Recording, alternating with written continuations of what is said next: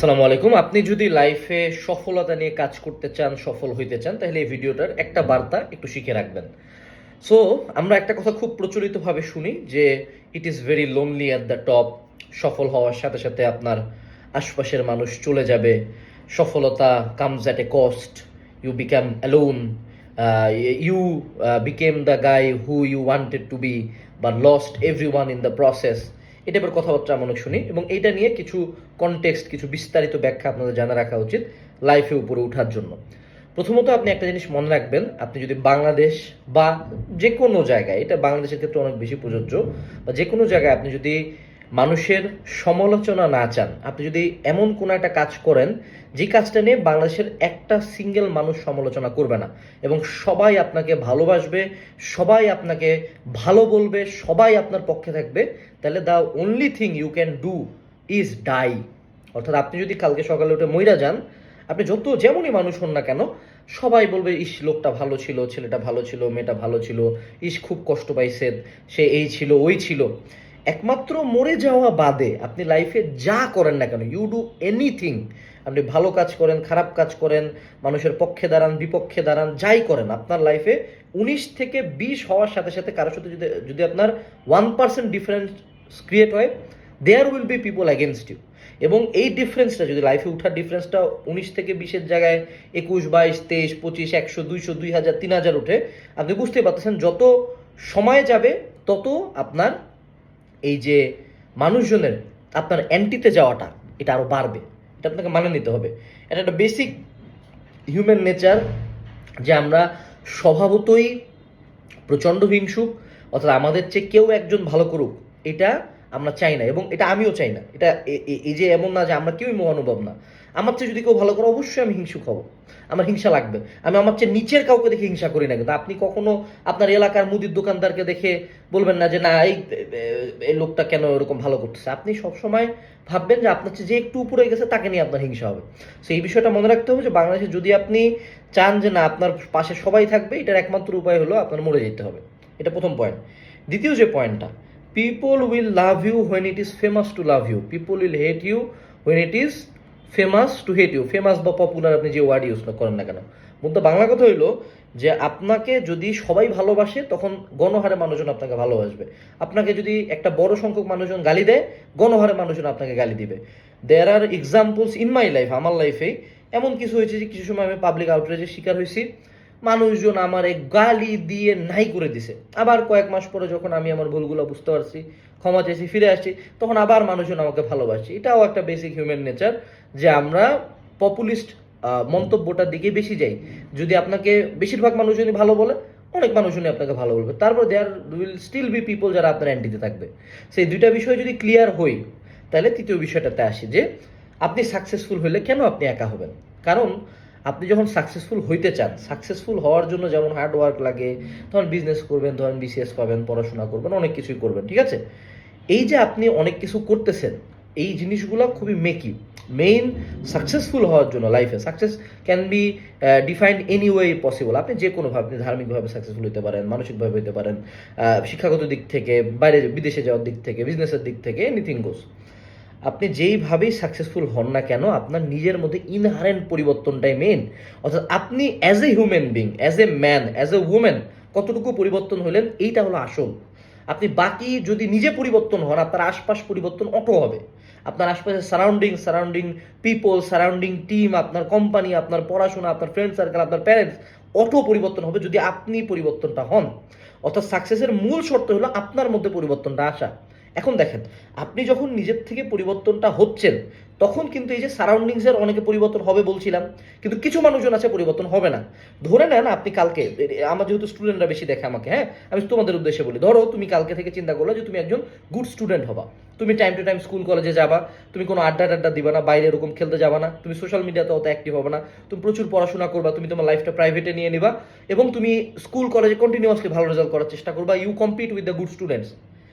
কালকে সকালবেলা তোমার যে সার্কেলের বন্ধুরা এইটা চায় না, যে এরকম ভালো স্টুডেন্ট যারা হইতে চায় না, তারা অটো তোমাকে বলবে এ মামা খুব ভালো স্টুডেন্ট, এ মামা এত পড়ে কি হবে, এ মামা হ্যান ত্যান, এ মামা বলেই অনেক কিছু বলবে। আবার কিছু ফ্রেন্ড আছে যাদের মনে এই ইনহারেন্ট সুপ্ত ইচ্ছা ছিল যে তারাও ভালো স্টুডেন্ট হবে, তারা দেখবে অটো তোমার সাথে দৌড়ানো শুরু করছে, তারাও পরিবর্তনটা ধীরে ধীরে তোমার সাথে ক্যাচ অন করার ট্রাই করবে। সো যারা তোমার এই আইডিওলজি বা তোমার এই পরিবর্তনের সাথে একমত না, তারা অটো তোমার থেকে সরে যাবে, কারণ ও দেখতেছে যে তুমি আড্ডা মারতেছো না, ও দেখতেছে তুমি ফেসবুকে ইনফিনিট স্ক্রলিং করতেছো না, ওর তারা দেখতেছে তুমি তোমার ক্যারিয়ার নিয়ে সিরিয়াস। ও ঘন্টার পর ঘন্টা চায়ের দোকানে বসে আড্ডা মারতেছে, রাতের বেলা বাইক নিয়ে ঘুরে বেড়াচ্ছে, সারাদিন ফোন চালাচ্ছে, ওর সাথে তখন তোমার আইডিওলজিক্যাল ক্লাস লাগাটা স্বাভাবিক। সো অটো তখন তোমার থেকে সরে গেল। সো তখন তোমার হয়তো বা 20টা যদি ফ্রেন্ড থাকে, তখন তোমার ফ্রেন্ড আছে 4টা বা 5টা বা 2টা। এবং তুমি যখন লাইফে আরো উপরে যেতে চাবা, তোমার তখন লাইফের স্যাক্রিফাইসগুলা, লাইফের ডিসিশনগুলা, লাইফের discipline, consistency, hard work, believes, এই জিনিসগুলো আরো স্ট্রিক্ট থেকে স্ট্রিক্ট হইতে থাকবে। অর্থাৎ ধরে নাও তুমি কালকে কোটিপতি হইতে চাও, ধরে নাও তুমি বিলিয়নিয়ার হইতে চাও, তখন তোমার লাইফের মানে পার্সোনাল ডেভেলপমেন্ট এবং আপগ্রেডেশনগুলো আরো এক্সট্রিম পর্যায়ে যাবে। এবং এই যে এক্সট্রিমগুলা যখন এক্সট্রিম পর্যায়ে চলে যাচ্ছে, তখন আরো অনেক মানুষজন তোমার সাথে ক্যাচ অন করতে পারবে না। এবং ধীরে ধীরে this will start affecting your family. ধরে নাও তুমি একটা বিজনেসে দিনে 14 ঘন্টা দিচ্ছ, স্বাভাবিকভাবেই তোমার নিজের বাপ মা, নিজের ভাই বোনে তোমার সাথে কোঅপারেট করতে পারবে না, কারণ 14 ঘন্টা 15 ঘন্টা কে কাজ করে ভাই? সবাই বাসায় টাইম দেয়, ফ্যামিলিতে টাইম দেয়, তুমি তোমার 20 to 30 ইয়ার্স লাইফ ডিস্ট্রয় করে ফেলতেছো, তোমার পার্টনার তোমার সাথে দিবে না, স্বাভাবিক, কারণ সে চাবে যে তুমি তাকে টাইম দাও। আবার দেয়ার উইল বি টাইম যখন তুমি তোমার পার্সোনাল সেলফ ডেভেলপমেন্ট চুজ করবা। সো তোমার আশপাশের যে টক্সিক মানুষগুলো আছে, যেগুলো যারা তোমার এনার্জি শুষে বড় হয়, যারা যারা পরজীবী, যারা প্যারাসাইটস, হ্যাঁ, তোমার কাছে এনার্জি, টাকা পয়সা, সুবিধা, ফেভার এগুলো নিয়ে বড় হয়েছে, এরা তো পছন্দ করবে না এটা, তখন ওরা তোমার থেকে অটো সরবে। But the good part is যে খারাপ মানুষজন, যারা আমার আইডিওলজিতে বিশ্বাস করে না, যারা আমার গ্রোথ মাইন্ডসেটের অংশ না, যারা আমার পার্সোনাল ডেভেলপমেন্ট জার্নির অংশ না, তারা অটো সরতে থাকবে। কিন্তু কারা পাশে থাকবে?